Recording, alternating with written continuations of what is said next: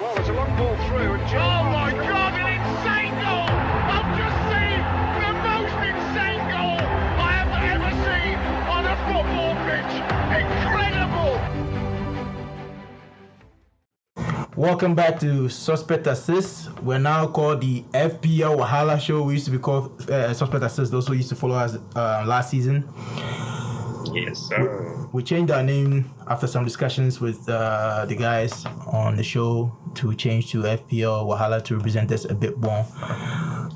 Our very first episode of the FPL Wahala was episode 60, which was the one before this, and we talked about all these new teams in the FPL. Well, we talked about the teams in FPL right now and the assets in each team. We're going to continue and do it more of it today. The title of this episode is Screenshots Galore. Since it's getting close to the start of the season, a lot of people are taking screenshots of their teams, making changes here and there. Anytime you have a team and then you think this is the team that's locked in for the season, and then Chelsea goes and brings in Lukaku, and then you have to dismantle your whole team trying to fit him in. I know greedy people like Puss here who want to fit everybody into his team. Any new signing, he dismantles the team and brings in new players. That's how you do it. That's what greed will do to you. You know. I learned from the best. That's some of the problems we have in FPL. That's why we have to change the name to FPL Wahala. Wahala is a Nigerian pidgin word that means problems. So it basically translates to FPL problems. So that's why FPL is a problem we continually try to solve. So that's the name that we came up with. Anyway, so today the outline of the show is going to be a little different. We're going to have something different to go to today. So we're going to have we'll talk about the rest of the teams that we didn't cover in the last episode. Basically, I think we have about 3 or 4 teams left, and then we'll go into the new signings since we last potted. We're going to talk about the signings that have come into the league and what we think about them. Then we'll go into what we call the budget defenders, budget midfielders, and budget forwards. Since everybody is trying to get the most out of their team in terms of selection, there are so many attractive premium players. So the whole point is try to maximize value in other areas of the pitch so you can get those premium assets into your team. And then we'll go into the fixture ratings. What we do in the fixture ratings is we talk about a block of 4 fixtures, and then we rate them. We take the top 6 teams that have the best fixtures for the next 4, and then we talk about those fixtures and the assets in those teams that we'll be paying attention to. And then finally, since it's the start of the season, I will talk about a couple of screenshots that I have. Puss will go in and talk about a couple of screenshots that he has, and then we'll go from there. So without much ado, let's get right into it. Puss, how are you feeling? I think we have a couple of days or 3 days to the start of the season. How are you feeling? I'm feeling good. I'm excited. I've missed the EPL. You know, it's been a long summer full of Euros, Copa America, Olympics, everything, but no EPL. And you know, EPL is our life. So I'm excited for EPL to be back this Friday, and I can't wait. I just can't wait. You know how the excitement always is, right? You're happy until the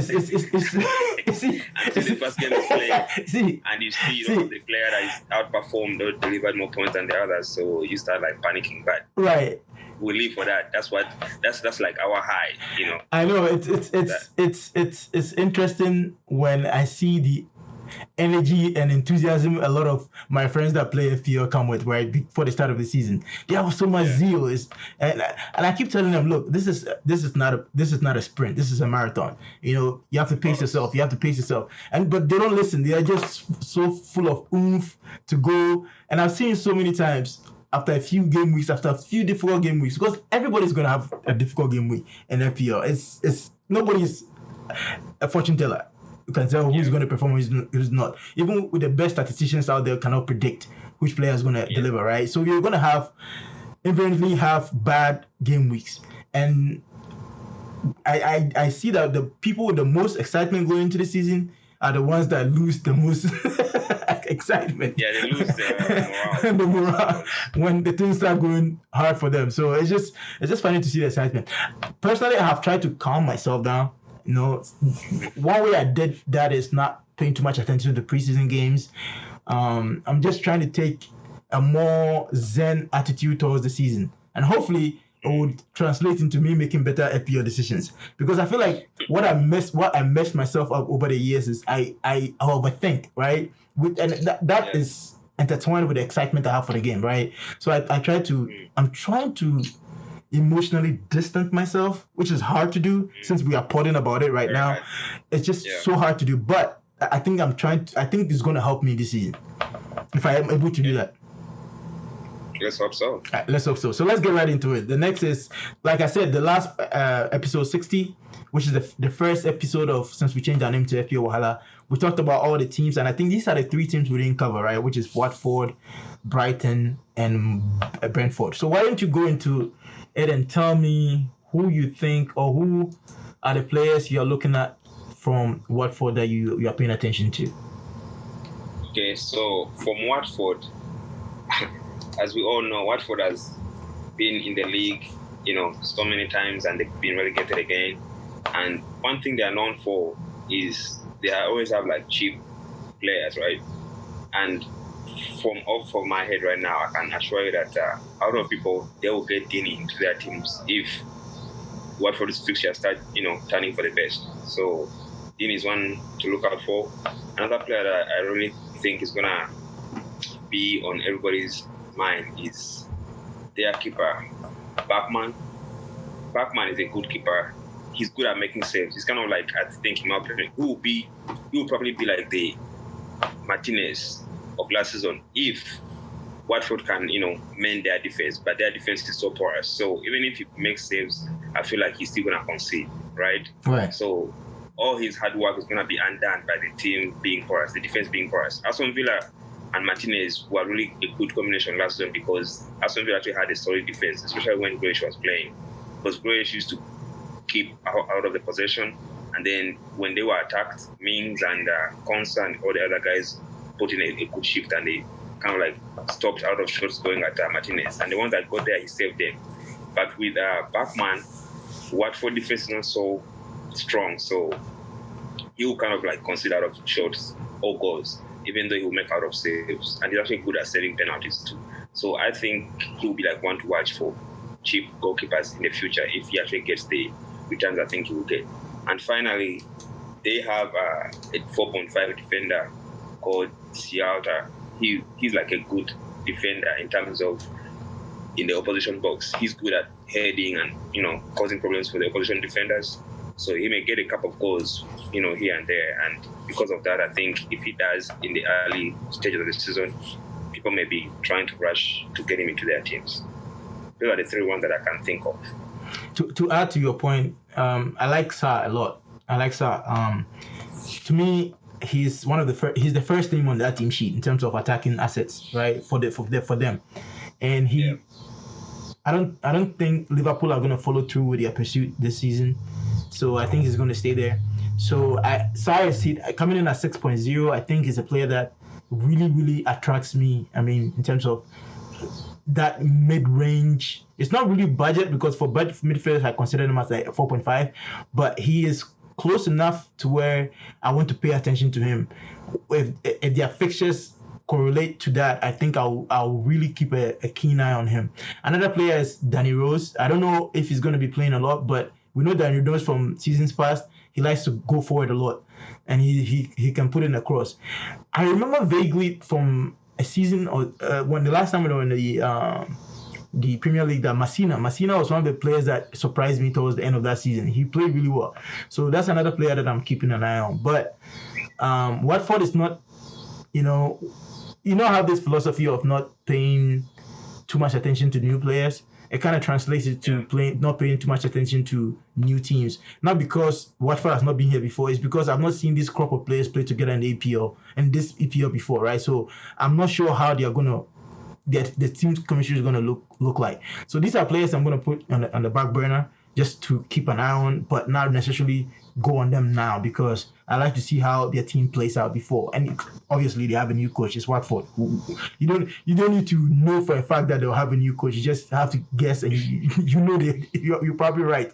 So I want to see how that dynamism plays out in the EPL before I start like bringing in the assets. Hey, Anyway, let's move on to Brighton. So with Brighton, are there any, like, because for me personally, the first person that comes to mind is Sanchez, right? He presents that they have a nice run of fixtures to start the season, and for me, he presents that lower, because one of the players that I can't get out of my head is Martinez. yeah, Martinez for me is like a set and forget goalkeeper. yeah, But the price point of 5.5 is a bit steep. There's a lot you can do without 1 million if you can go to a guy like Sanchez. And that's what attracts me to Sanchez, right? Because with that 1 million, I can, when we get to the screenshots, I'll show you. When I take just 1 million for Martinez, it just improves my team remarkably. So is it something that I close my eyes and buy Martinez, or pay a keen eye to Sanchez? So I don't know, but like that's the thing, right? And if I know this is not a player that a lot of people will talk about, it's in the same team, it's Steele. For me, you can have the Steele and Sanchez combo without risking losing another spot, because let's be honest, from the seasons past, we are not, and maybe this will change this season, we don't know yet, right? I don't have prospect of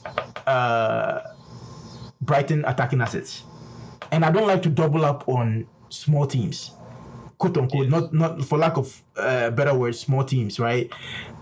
I'm not going to buy like 2 defenders, or I'm not going to buy, and I don't foresee myself buying an attacker.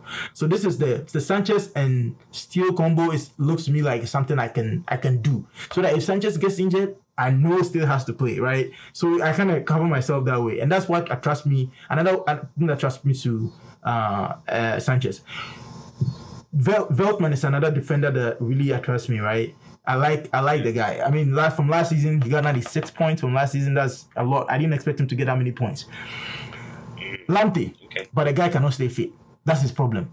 Lamptey, I remember the noise when the game, I think before the game was launched this season, the noise on Twitter was all about Lamptey. And then even before the game was launched, right after the game was launched, it was announced that the guy was injured. So I was like, this is not something I want to be messing with. Yeah. I have a different philosophy and approach to IPL this season, which is do not create problems for yourself. Solve the most problems you can from the get-go, right? Don't create problems that you will need to solve down the line. And that's what really attracts me to Martinez. I know we are not talking about him now. That's what really attracts me to Martinez, because I think if I get him, I don't have to worry about it. Even when he's playing big teams, I know he'll get safe points, right? So I just said and forget. But I feel like, when I buy a guy like Lamptey, I'll be creating problems for even if he's fit now, I'll be creating a problem for myself down the line. So that's another one.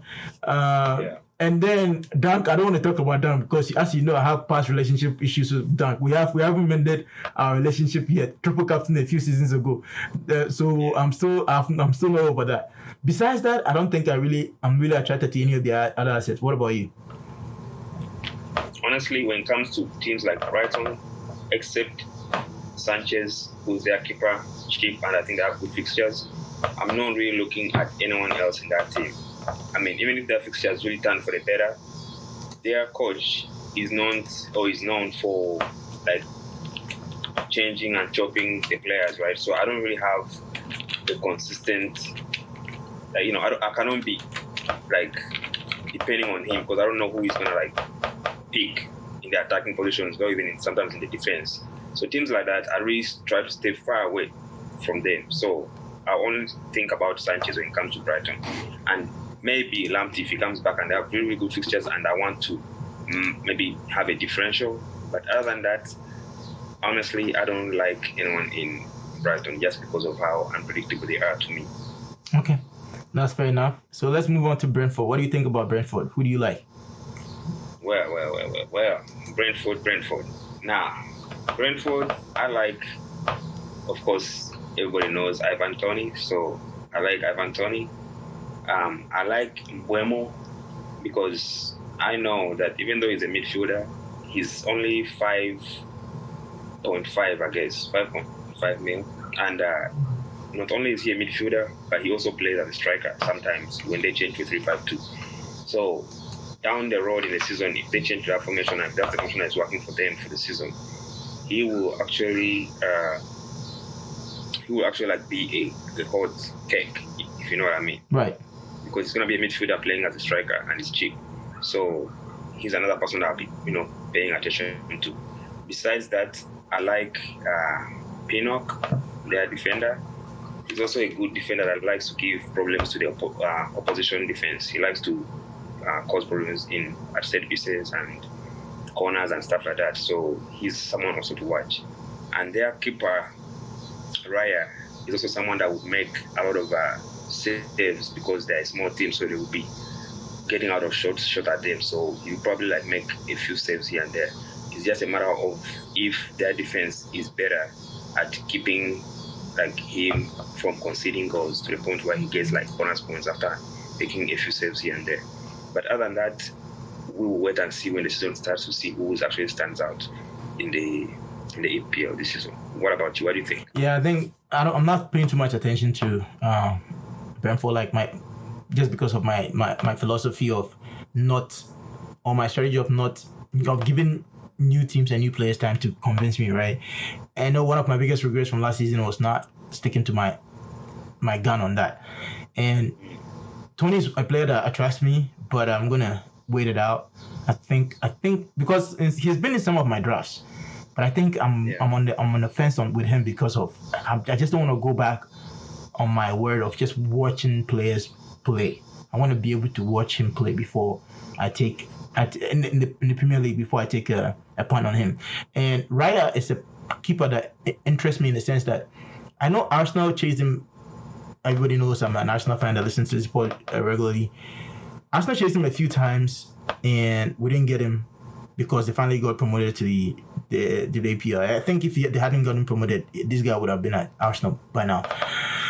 And it's because he's one of the keepers that is good with his feet, right? And we know keepers that are good with their feet and they play with their feet a lot, they get a lot of bonus points because all they need to do is get the ball and pass a few times to the defender and at the back, and they'll get those bonus points, right? So that is something that attracts me.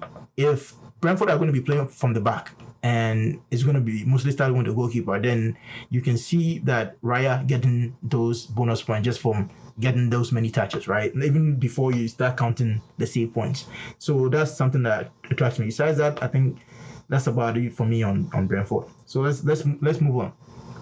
Okay. So next we're going to talk about the new signings in the league. We'll just go over the players and then we'll do a quick take on each of them. So let's go. Lukaku, what do you think? He's gonna be a revelation. If he comes to Chelsea, they get a lot of chances and they need someone to convert them. So if he comes, I think he's gonna be looking at around 20 goals in the season. Yeah. The thing about Lukaku is what is going to really make it interesting is his price point. What price point do you think is going to come in at? I think 11 and about. Man, that's going to make it really tough, right? Because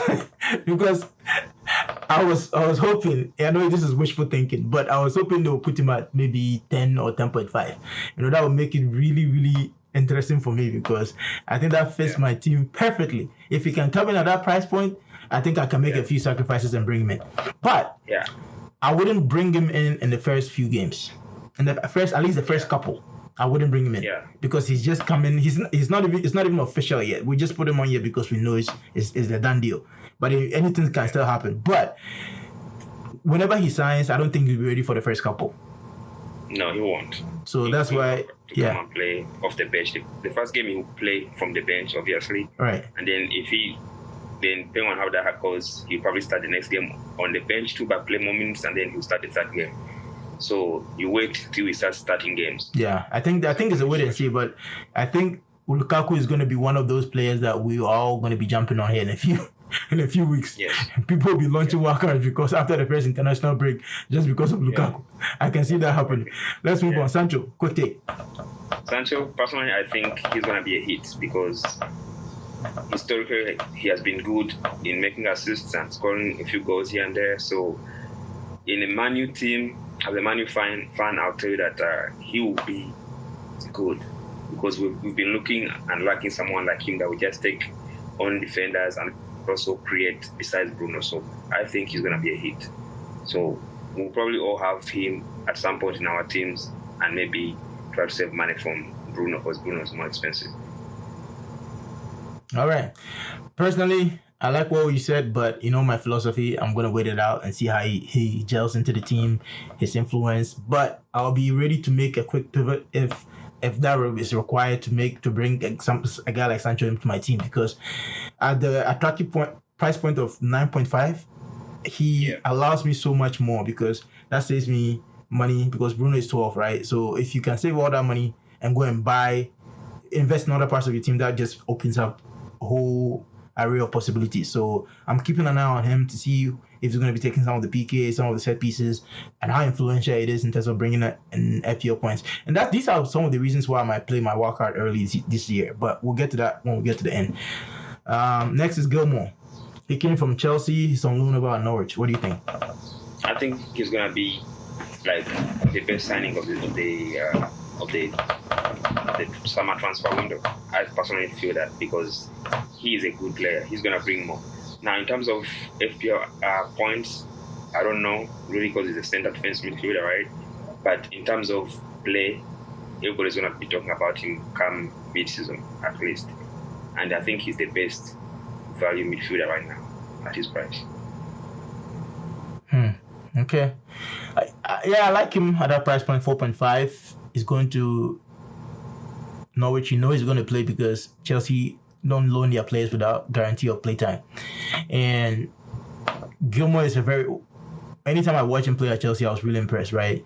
So, but Norwich has such a difficult run to start, right? So, even if at 4.5, he doesn't need to be a starter in your team. You can bring him and bench him. Let him be your fit midfielder, and when somebody's not fit, he can come in. He might have some points on the bench. Who knows? Yeah. Bundia is currently flagged in the game, so I think he's currently injured. What do you think about Bundia at Aston Villa? I actually think he will be good. He will be good if he can kind of like duplicate a little bit of the form he had for Norwich in the Championship. Because the last time around, he was the best asset coming from the Championship. Last time Norwich was in the Premier League, but he did not deliver, right? And I feel like this time around, because he's trying to fill the void left by Grealish, I feel like he'll get more chances, and he'll probably have better players around him than he had at Norwich. So I think he will deliver more than he did last season. So he's going to be one to watch out for, definitely. Yeah, he'll be one to watch out for. I agree with everything you said. In one of my very first drafts, I had him in there, but I wasn't being serious, because I just want to see how he plays in the team, right? I don't know how he's gonna play in this, or what role he's gonna have in this team. So that's something I'm willing to wait on. That kind of feeds into the next player, which is Danny Ings, and saying kind of the same idea with him, but I've seen him produce in the EPL in different teams. So that makes me think that this guy is a confirmed bad guy. So there's no worry there, right? This is confirmed bad guy. He has a bad guy status. But the only problem with him is what with the phenomenon of hamstring and vibes. When they say your striker combo are hamstring and vibes, they're injury prone. And when you have players like that, you should always have a wildcard on hand, because just Ings is that kind of player that he can easily get injured, right? And usually when he's like on fire, right, he'll be like scoring goals, and then before you know it, he'll play 2 minutes and he's out. Man, he burned me. I think, was it last season or the season before? I had him. Man, I think it must have been last season, because I had him in my team. Nobody really had him, and he had a very good double game with Fisher. And in that very first game, I think he played like 10 minutes or something. Yeah. I was so pissed. I was so mad. It's like, man, I was so frustrated, because nobody in my mini league had him. I was the only one that had him in my mini league. And if he had done anything in those 2 fixtures, I would have pulled away. But anyway, I try not to use old offenses against my exes. So I'll let it go for Ings. We'll see what will happen. Your guy Varane, what do you think? Personally, I feel like, from my experience of watching Varane, which I haven't watched him so many games, but the few games I've watched him, especially in the Champions League, he has struggled in the air, right? Right. So, and EPL is more of an aerial battle most of the games, right? Well, on set pieces, especially when you're playing the lower, pieces, quote unquote, lower teams. Yeah, they have like this physicality and about all the teams at least. And I think if he doesn't struggle with that, then he will be a decent player. But FPL wise, I don't think he's gonna offer a lot. Unless something happens, because he's not known for his goal scoring abilities or anything else. So we'll wait and see. Yeah, I'm just not so excited. Yeah, Yeah, I'm also. It's a wait and see on me. For me too. I'm not excited. Same with the next guy for Konate. I keep calling him Kanute. I don't know why. Konate. Same for me. I need to wait and see how he gels into the team, because when you get a centre back from a team like Liverpool, you're looking for area attack. Area returns in the opposition half, right? So set pieces. But basically headers. So I'm gonna see how he does in that realm before I think about bringing him in my team, because Liverpool has so many good assets that I feel like I don't want to block myself from one of them and not get them because of having a guy like Konate. So that's my take on him. So for me personally, I just think he may be a bonus points magnet just because he's good at passing the ball and also making out of interceptions. So based on that, he will actually get out of PPS if they keep a clean sheet, if he gets to play. That's what I think will happen, or will like make him attractive in FPL. But other than that, even with Van Dijk in the team, yeah, I agree with you. Like, cause he's really good at breaking up plays and making passes. He's good. He's a good ball player. But with Van Dijk in the team, you're not going to be taking that role from him. Yeah, I mean, we don't know. But I'm just talking about what I know about his game. Right. So I don't know how he's going to do with Van Dijk or whoever he's going to play with. And I also feel like Van Dijk is not going to start this season. I feel like he's going to be, You don't think he's going to start? I don't think. I think he will start. I think he's going to be eased into the season. Just because, remember, he has been out for how long? Right. But he's played most of the season, though, preseason. No, he has only played 2 games, the whole preseason. Only 2 games. How many minutes did he play in those games? The first one he played was it 15? And the next one he played 30 or 60. Can't remember, but he has not played 90 minutes. Okay. Let me just put it out for you. He has not played 90 minutes, unless I'm wrong. I don't think he has played up to 90 minutes from what I remember. And has Konate played more than him?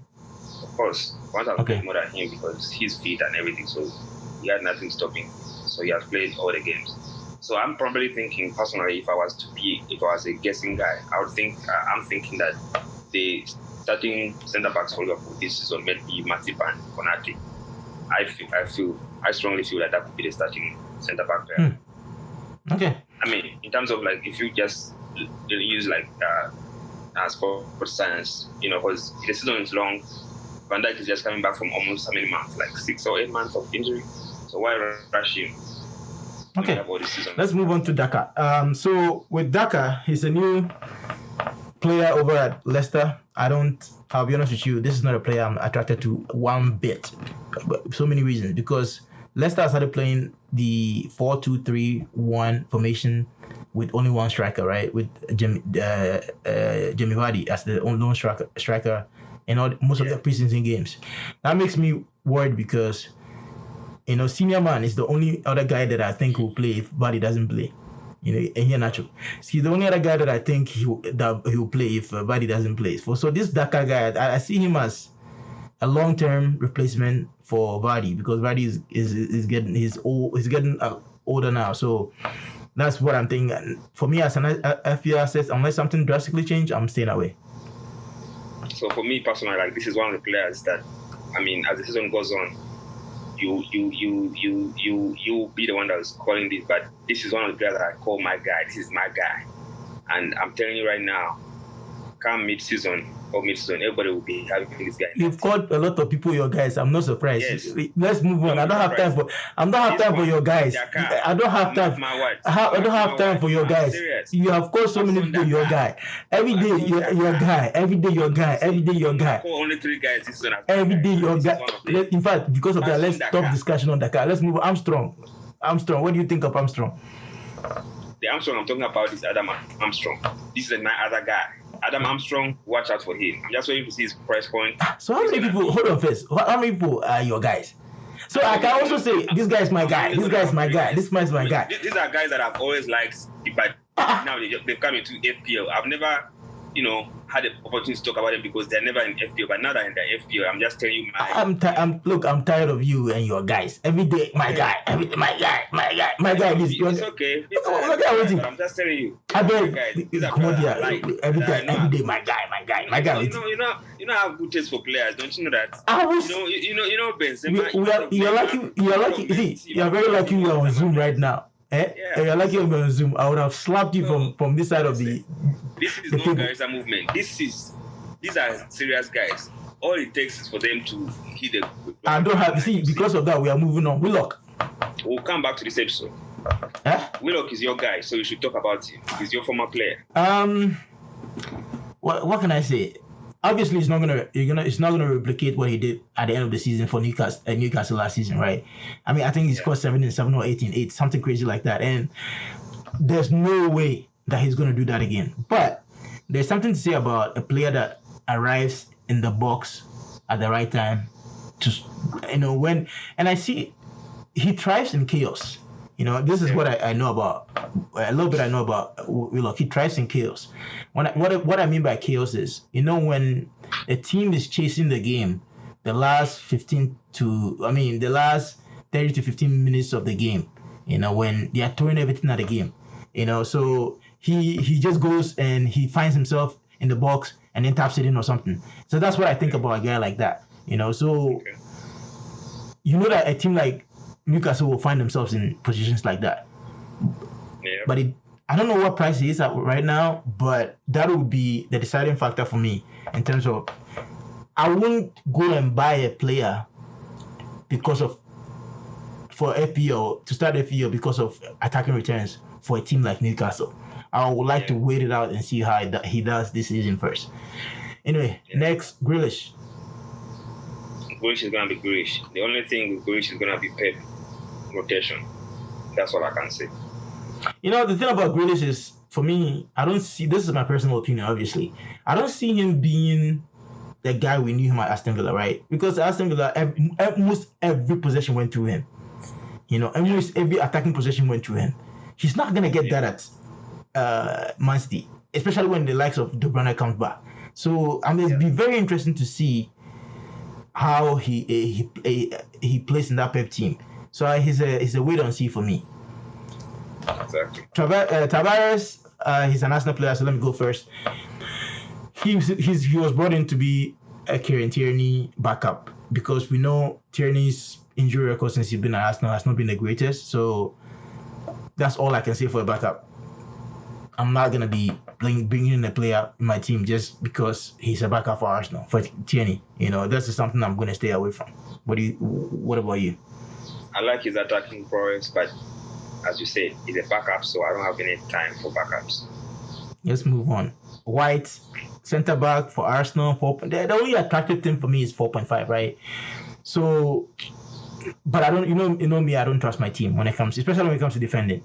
So I don't know why I have that feeling. It's just because of the number of times I've been burnt in the past, but I just don't have that feel of solidity for Arsenal. Maybe White will change that. I don't know yet. So it's a wait and see for me. I think there are better 4.5 assets out there other than White.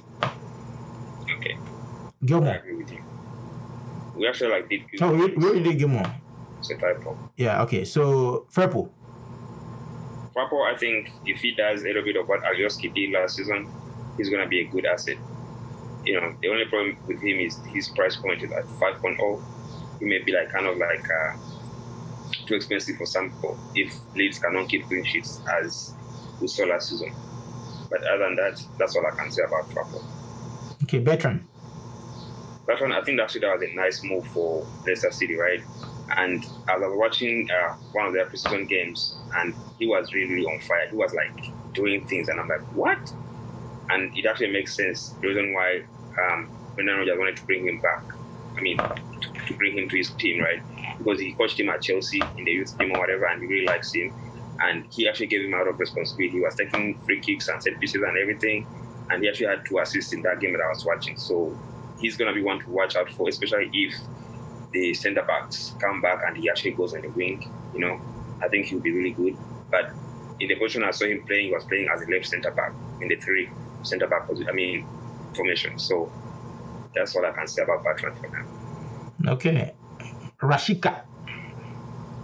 Now, Rashika.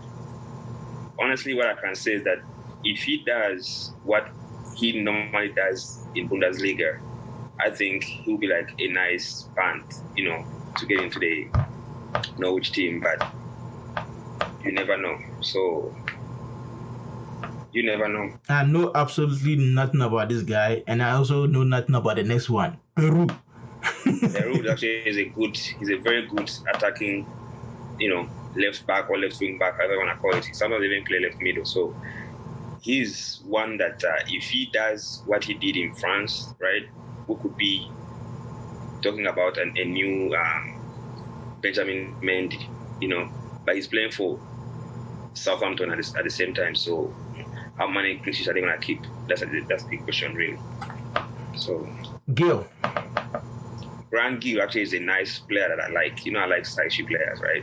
So this is another player that I can talk about as my guy if he delivers. But EPO is a very unforgiving league, right? And his physicality and his physique, I think he's going to struggle because he's very fragile. But in terms of skill, I think he'll actually do a job in that Spurs team, especially if Kane stays and he's on one wing and, Stan is on the other wing. I think he'll be very good. He'll make out of assists. But then again, don't forget EPO is so unforgiving. So that's the only problem that I see with him. So all these new players at all. It's wait and see for me. They are on audition. I will have to see them. Mm-hmm. Areola went to West Ham. Why should we even talk about this guy? This guy is going to be a backup to Fabianski. Exactly. So no need to talk about him. Trincao. You know what he can do. Trincao, as a Barcelona player, former player rather, I think he's gonna be like Neto and your friend Podence. Exactly what those guys offered. That's what he's going to do. Why do you call him my friend Podence? I never even had him. I never even had him. I never had him. Remember, I couldn't afford him the season. Everybody was jumping on Podence. I think it was before I tried to get him, it was 5.7. I couldn't afford him. Yeah. Okay. My bad. But anyways, I feel like he's gonna do exactly what Neto and Podence did. But you never know. He could surprise us. But that's what I can say. Okay, sir. Goalkeeper for Wolves. Yeah. I watched like a few highlights of Wolves and I saw him concede some funny goals. I hope it's not because he was kind of like getting used to his defense or whatever, but I think he should be a decent one. Okay, we're moving on. Budget defenders. So these are some of the what we consider budget defenders are 4.5 and 4 million. They, like I said in the beginning of the pod, they allow you to be able to spend more in the midfield or in the attack, or maybe even on the goalkeeper. So I think these are the players that the ones we say Ben White at 4.5, Alien at 4.5, Tsimikas at 4.0, Amate at 4.0, and this guy's name, I know it's my guy, but Omobamidele. Jesus Christ, this is his name. And however, 4.5. I call this guy Sierra Leone, but he's Seriata 4.5, and Peacock 4.5. These are players that are like, personally, the ones that I like from this list is Ben White, Elin, Tsimikas, and Amate. Now, what has come up in the last couple of days has been, being an African, I want to say Tsimikas, because when I see TSI, I go with a chip, right? So forgive me if it's the wrong pronunciation. I'll pronounce Tsimikas. When I see a guy like Tsimikas in the last couple of games, I see Tsimikas playing like, I saw a cross he put in, and if you weren't told that it was him, I would have thought it was Robbo, right? Mm-hmm. Robertson. So I know I'm like 85 to 90% sure he's going to start that Norwich game, right? Because Robbo is out for a few games. That makes me really attracted to him. Ben White, like I said before, I don't trust Arsenal. Alien, I've always liked Alien. Lucky, to me, I think this price point is a very attractive price point, right? And for me, he's a player that I can have on my team on the bench for whenever Lisa's fixtures turn. So that's what I have to say about this. What about you? Yeah, I actually have the same exact thing to say about this whole thing, except I'll add that the other four, Omobamidele, Hova, Sirialta, and Pinnock, Omobamidele actually, like, he may not be playing, but he's more likely to be the standout 4.0 because he actually gets out of playing minutes for Norwich, right? So, and then Hova, he's gonna be the standout right back for Wolves in the absence of Semedo. So, and I heard actually, like, Semedo actually had in contact with someone that had COVID or something. So we don't know how that's gonna go. But if he doesn't start, he will be one of the people that actually, like, gets to the team. And since we all want to get value for our money, that's the only reason why I put him in this list. See, very, very cheap. The only issue that would prevent me from getting players like that is the new philosophy I adopted for this season, which was basically not creating problems for yourself. That you need to solve down the line, right? When Semedo comes back, I know because greedy people like you who want to jump pack 4.0 in their like 4.0 defenders, and then all you need is one of them or two of them to lose their guaranteed starting spot, and then you're in Waka territory, right? That is what I do not want to do for myself, and that's what I'm trying to use to guide me. So that's the part that is fighting my greedy side. You know, you want all these players. At the same time, you have to use some kind of common sense. Don't create problems that you need to solve down the line. So that's something that's preventing me from getting a player like that. And let's move on to the budget midfielders. Can you take us through them real quick? Yeah, so we have Gomo at 4.5, Bissouma at 4.5, Brownhill 4.5, Romeo at 4.5, Alan 4.5, Gibbs White 4.5, Douglas Luiz 4.5, and Moda of 4.5. So honestly, I think the best three out of all this is Gilmore, Bissouma, and Brownhill. Yep, I agree. I couldn't add more. For obvious reasons, Gilmore, if he's fit, is playing for that Norwich team. And then Brownhill, if he's fit, is playing. So I think with those guys, those are guaranteed. Bissouma, I mean, if you play him, you're not going to be expecting attacking returns. You at least expect more yellow cards than attacking returns. That's the only thing that stopped me from a guy like that. Let's jump onto the budget forwards. We have Tony at 6.5, Benteke at 6.5, Saint Maximin at 6.5, Barnes at 5.5, Pukki at 6.0, Dini at 5.5, Broja at 5.5, and Rodrigo at 6.5. I look at this list and it gives me, my eyes begin to hurt because why? Because I'm not attracted to any of these options. Right. You know, the only guy that I've heard a lot about is Tony, right? I know absolutely nothing about Tony. And sometimes I want to keep it that way. I don't want to go out looking. I'm not one of those guys that seems to know a lot about players. I don't care. But I'm willing to see what he does. Right, I'm willing to give him the chance to impress me. And my team is always open for everybody. Everybody is equal opportunity employer. I can employ anybody. So, but just make sure you prove yourself before I bring you in. And when I bring you in, you don't disappoint me and you will stay. Yeah. So personally, for me, I would say in this list, the only attractive options that I see is number one. I mean, Tony, if he has nice fixtures, if Brentford have good fixtures, then I want Tony because he's guaranteed to score and maybe assist a few goals. Saint Maximin, he's a danger man. The guy is all over the place. And now that he's a forward, I think he's going to actually get more bonus points if he gets on the score sheet. And then Pukki, when the fixtures stand for Norwich, I also think he's going to be, a nice one. Although I feel like he's actually getting to the end of his, powers. I think he's getting older now, so he may not actually be starting out of the games. That's just my thought, though. It's a personal opinion. And then Rodrigo, 6.5 as a striker in a Leeds team, with Bamford being pressed at 8.0, I think that could be an easy way of getting into the Leeds attack when their fixtures turn, if he actually gets that starting role in the Leeds team. that's the reason why I think he will be attractive to people down the road when the fixtures turn for the better for Leeds. All right. Other than that, I feel the same way that you feel. I'm not really impressed. Okay, let's move on to the fixture ratings. This is we rank all the teams by fixture difficulty. We only take the next 4 fixtures. So this will be game week 1 to game week 4. So game week 1, game week 2, game week 3, and game week 4. And then this is not ranked in any order. These are just the top 6, right, that have the best fixtures. So I'll start from the top. We have Brighton. They play Burnley, Watford, Everton, and then Brentford. Who do you like for those fixtures?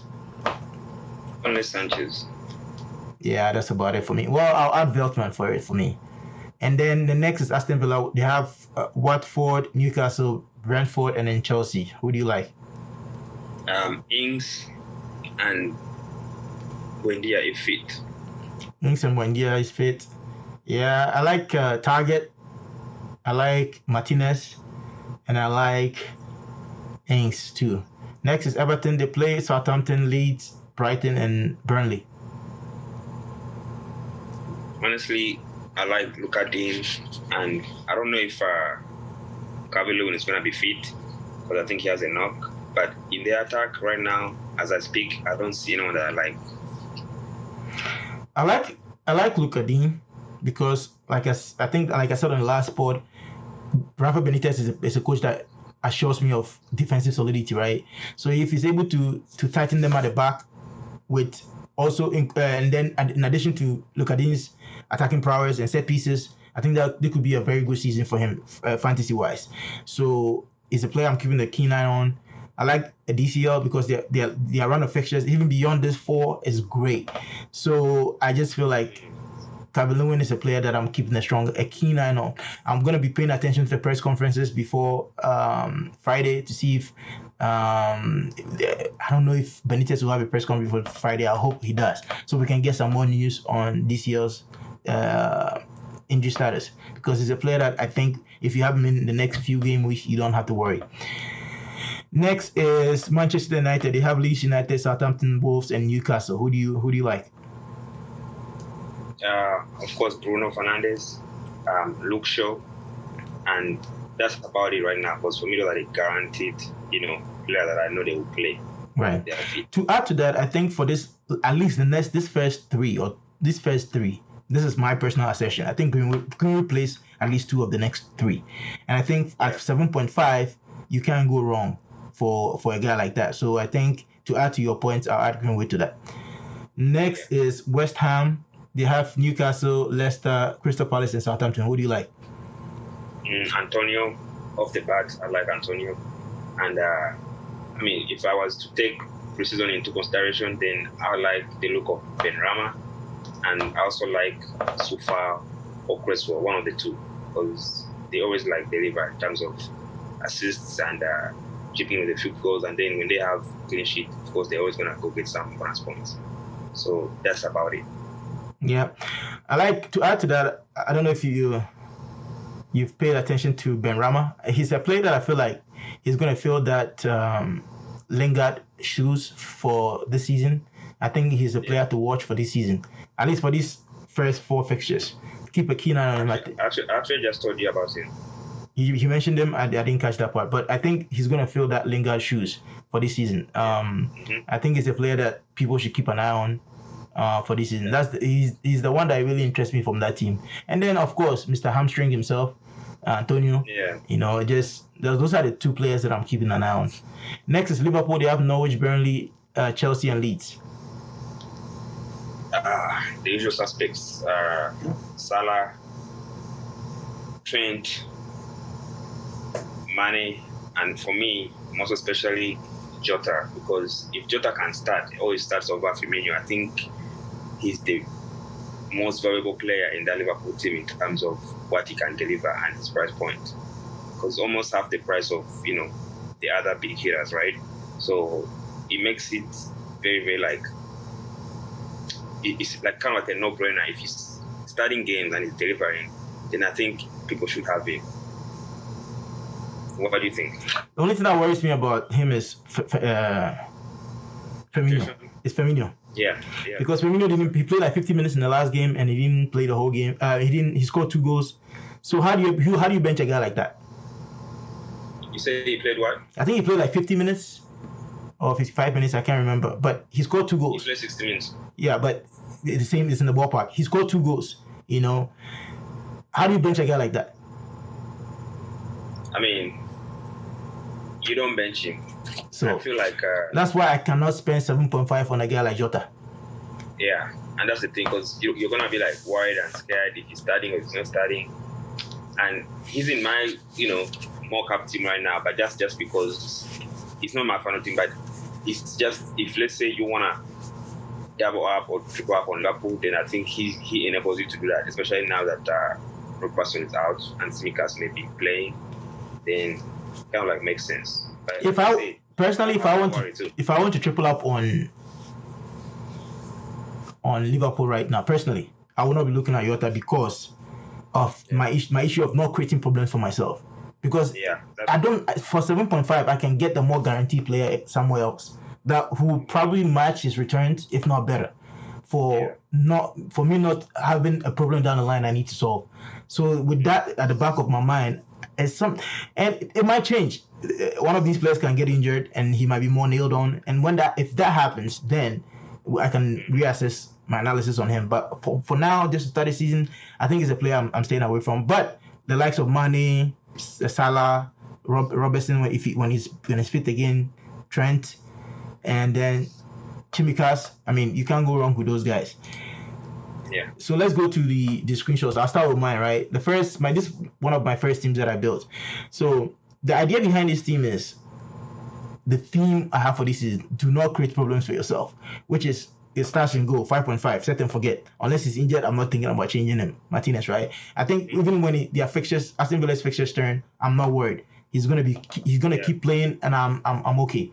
And then the defense, you have TAA, same idea there. We know what we're going to get it from him, even though at the steep price of 7.5, I'm not worried. Sufal, he played tremendously well last season.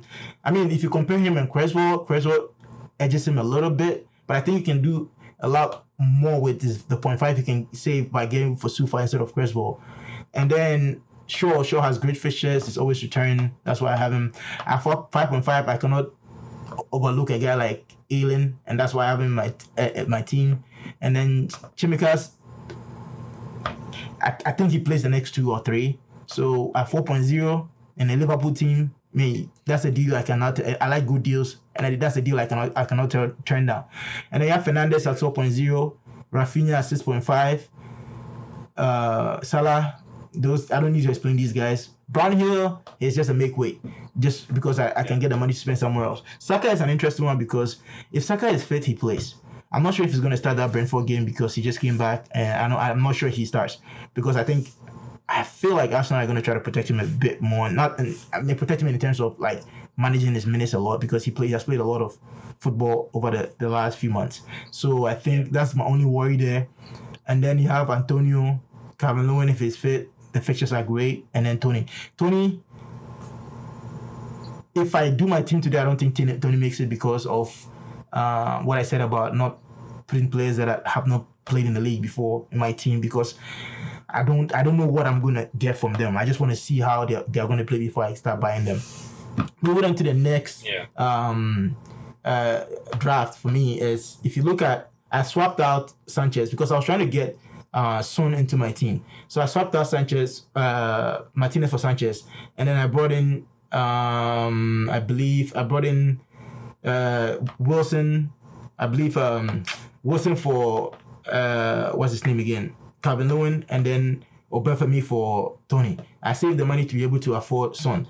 Now, is this worth the new formation? Maybe Wilson can deliver. Maybe Antonio stays fit, and then I have no problem. But I feel like this team gives me, with this team, I feel like I'm in a few weeks I'm going to be playing a 4-4-2, and I've never really been a big fan of 4-4-2 in fantasy. That's 4-4-2 has never been a formation. It's never been a formation that I like to play.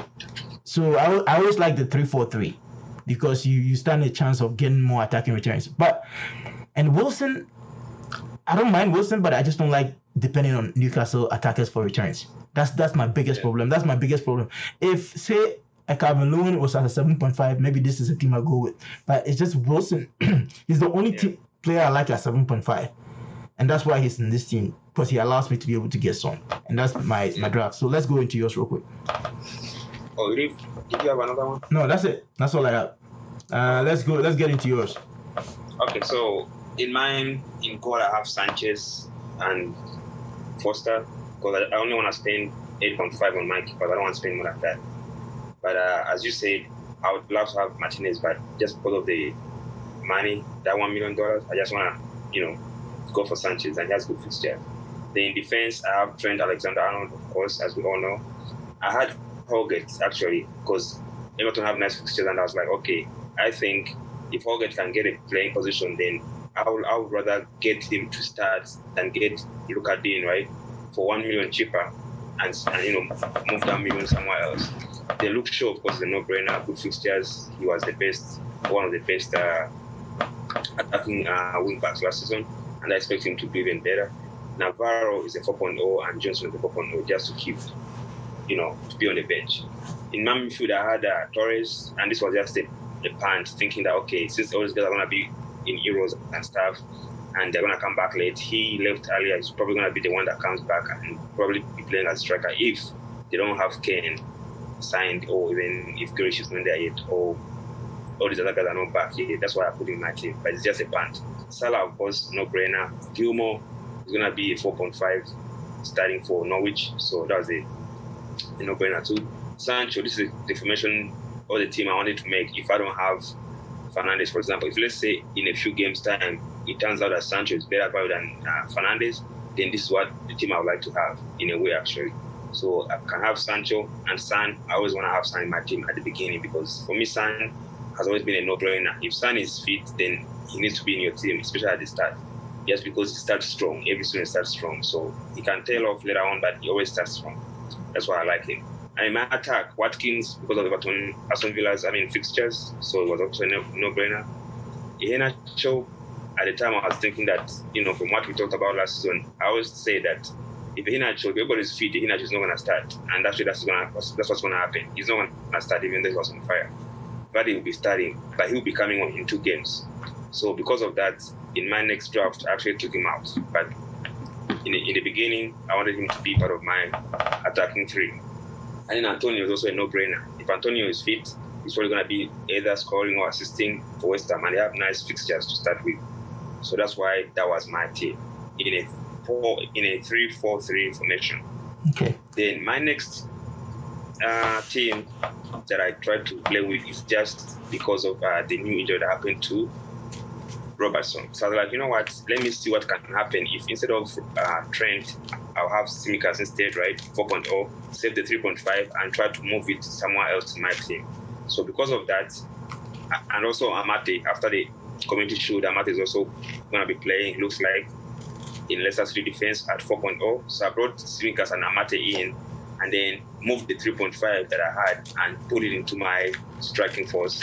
And I got Wilson and Ings instead of Watkins, because Watkins has a flag or whatever. And then my bench is all 4.5.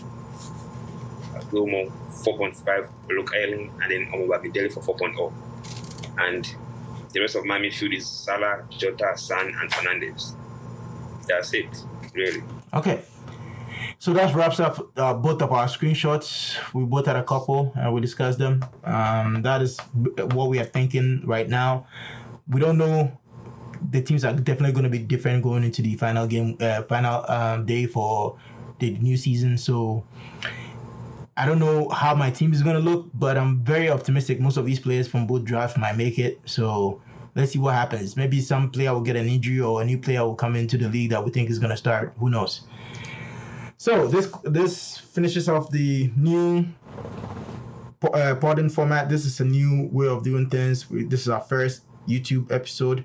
So if you have any comments or if you have any suggestions you think is a better team that we can make without the 2 screenshots we've shown, but leave it in the comments below.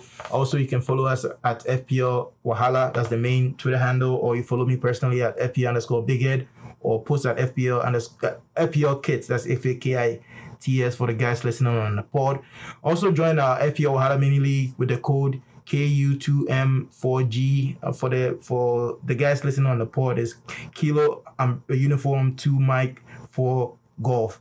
So if you have any comments, or if you feel like we've said anything that needs to be corrected, just reach out to us, and then we'll make those corrections. I don't think there's anything else I'd like to add on here. But after every pod, like Puss we always say, we'll see you after the game week 1. We'll do a game week 1 review and then a game week 2 preview. Good luck to you all, and do not stress too much about setting up your team. Just make sure you have fun with it. Don't stress out. You have a wild card you can play in a couple of game weeks if you feel like you messed up all over. And we'll be here to provide our nonsense ideas and suggestions if you want to take them. So good luck to you all, and we'll see you after game week 1. See ya.